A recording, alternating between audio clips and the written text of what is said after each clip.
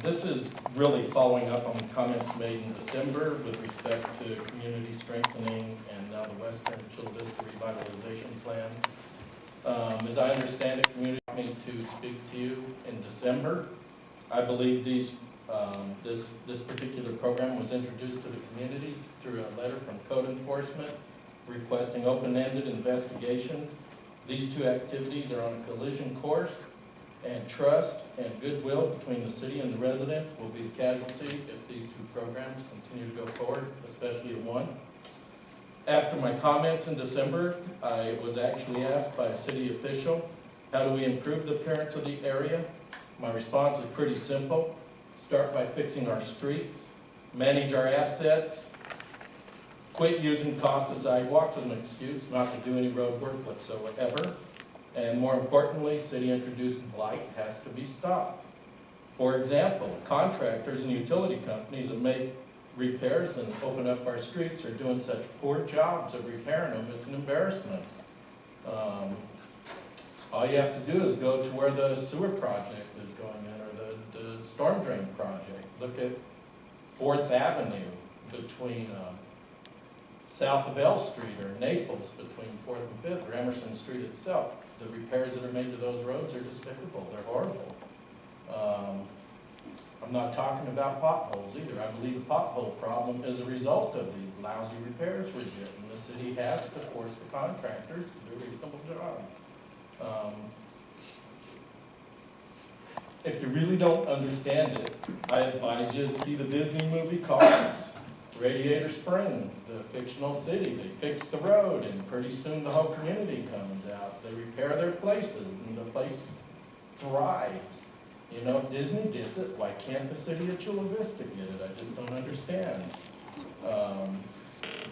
Even in our community, if you go where the roads have been improved, all you have to do is look around. The place cleans up by itself. You don't need 5 investigators coming into the community to turn over splinters and look for a problem. If you do your part, the citizens, they're proud of their place. They're going to do it themselves. I just don't understand. I've recently attended a focus group. I see I'm about out of time. I respectfully request that you'll allow me to finish.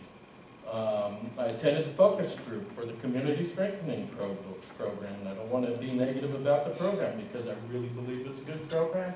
Good people are working on the program, but the program seems to be slanted heavily with nonprofit groups that are focusing in on low income and poorer people. I think that it needs businesses, and I hope that this will be corrected. I've spoken with individuals that are responsible for the program, and I think that they're going to do that. We have restaurant businesses. Probably some of the best restaurants in Chula Vista are on 3rd Avenue between Moss and Palomar Street. Some of them have been there 30 years, and there are none of these people represented in this group. Large box retailers, automotive industry along Main Street. None of those people are represented in this strengthening group, and I think that's missing.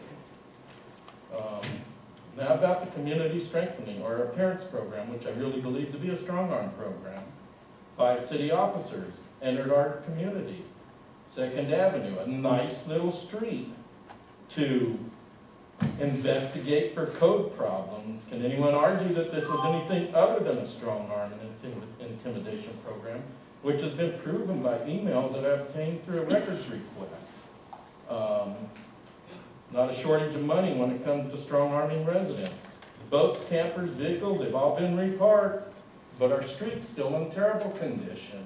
If we're going to fix that community, you're going to, the street is less than 10 foot wide, some of those lanes.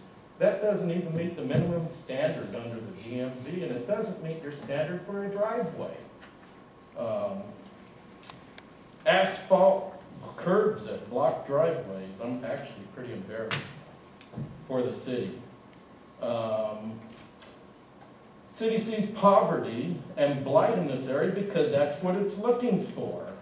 Reinforcing the negative image the city has of this area. The people don't have a negative image. They're pretty happy and they're willing to work with you. But you're focusing in on the blight.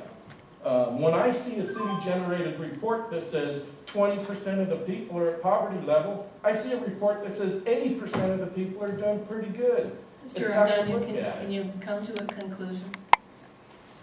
I'm coming to a conclusion. Okay, this is not about sidewalks, curbs, and gutters. This is about broken promises. This is about basic infrastructure. This is about mistrust. This is basically and ultimately about respect for the community by city officials. Okay, we've celebrated President's Day.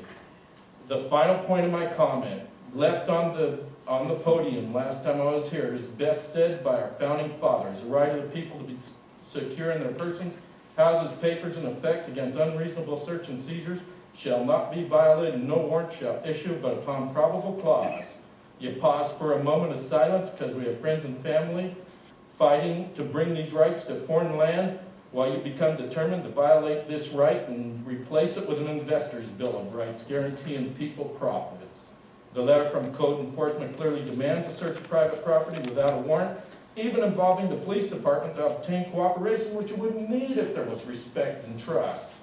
The email from code enforcement further says we're going to cite parking violators, but we can't even figure out where the street ends and parking begins. Mr. Ardania, we don't. I'm done. Mr. Ardania, I don't have a.